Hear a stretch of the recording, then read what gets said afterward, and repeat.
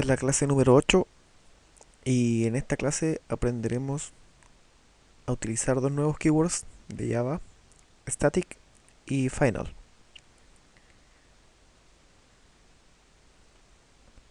Comencemos entonces por el modificador static. Ya hemos visto en clases anteriores cómo cada clase tiene métodos y atributos y cómo cada objeto, cuando se crea a partir de esta clase o su instancia, crea su propia copia de esos atributos, también llamados variables de instancia, y también crea su propia copia de esos métodos, también llamado instancia de métodos.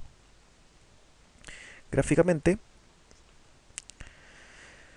es algo como esto. Si tenemos una clase rectangle, en este caso, tiene sus atributos, bueno, además va a tener sus métodos. En este caso no hay métodos descritos, pero tiene sus atributos y métodos, y cada vez que creamos un objeto a partir de esta clase, cada objeto crea su propia copia de los atributos de la clase y también de los métodos. Y es por eso que se llaman variables de instancia y instancia de métodos.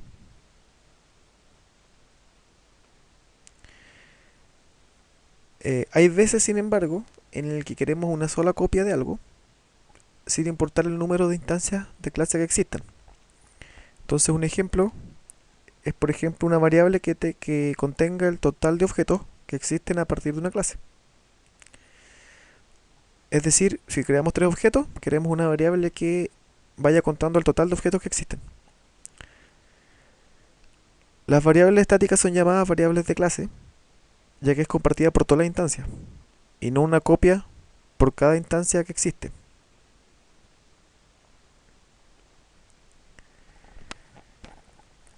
Veamos qué cosas puede hacer static aplicado a ciertas palabras o reservadas de Java. Por ejemplo, si aplicamos static a una variable, como ya vimos anteriormente, es un atributo que pertenece a la clase y no una por cada instancia u objeto. Si static es aplicado a un método, análogo a lo anterior, pertenece a la clase y no una copia por cada instancia. Cuando static está aplicado a un bloque, esto probablemente no lo han visto, vamos a ver un ejemplo más tarde, sirve para ejecutar ciertos comandos o líneas de comando cuando se carga la clase, solo una vez. Si se crean, por ejemplo, 8 objetos a partir de una clase, solo se va a ejecutar la primera vez. Y cuando static está aplicado a una clase, significa que esa clase no puede ser instanciada. Se utiliza generalmente, como dice ahí, para almacenar métodos estáticos. Ya vamos a ver también su utilidad. Entonces partamos con las variables. Tenemos una clase normal, ustedes ya conocen esta estructura. Entonces esta clase, empleado, tiene dos variables sin el modificador static. Esto ya lo conocen, es de forma normal.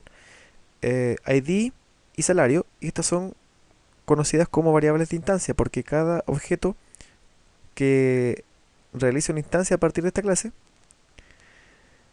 va a heredar, la palabra heredar dejémosla de lado mejor, va a obtener, va a realizar una copia de cada uno de estos de estas variables y va a tener sus propios valores. En cambio, si dejamos un atributo como static, cada objeto tiene acceso a esta variable, a este atributo, pero es compartido por todos. Es decir, si un objeto lo modifica, todos los demás objetos van a ser capaces de ver el nuevo valor de este atributo.